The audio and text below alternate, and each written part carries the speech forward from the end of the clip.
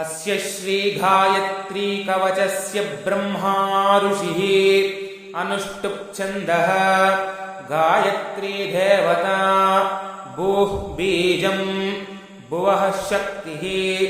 स्वः कीलकम्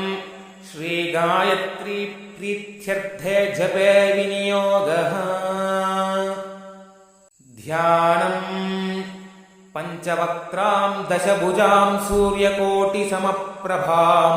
सावित्री ब्रह्मवरदां चन्द्रकोटिसुशीतलां त्रिनेत्रां सितवक्त्रां च मुक्ताहारविराजितां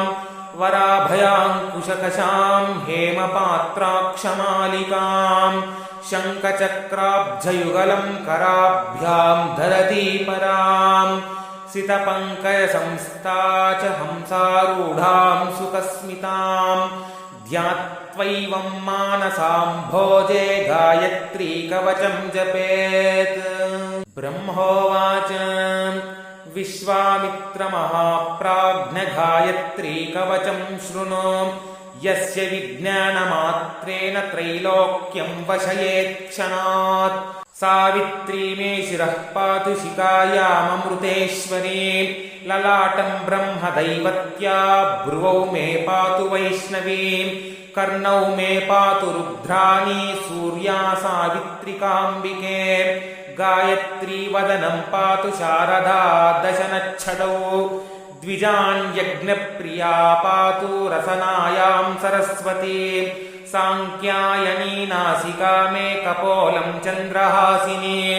शिबुकं वेदगर्भा च कण्ठं पात्वघनाशिनी स्तनौ मे पातु इन्द्राणी हृदयं ब्रह्मवादिनी उदरं विश्वभोक्त्री च नाभिं पातु सुरप्रियां जगनं नारसिंही च पृष्ठं ब्रह्माण्डधारिणी पार्श्वौ मे पातु पद्माक्षी गुह्यं मे गोत्रिकावतु ऊर्वोरोङ्काररूपा च जाह्न्वोः सन्ध्यात्मिकावतु जङ्घयोः पातु चाक्षोऽव्यागुल्पयोर्ब्रह्मशीर्षिका सूर्यापदद्वयं पातु चन्द्रापादाङ्गुलीषु च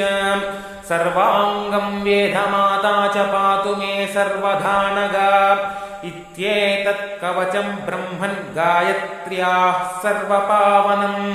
पुण्यं पवित्रं पापज्ञं सर्वरोगनिवारणं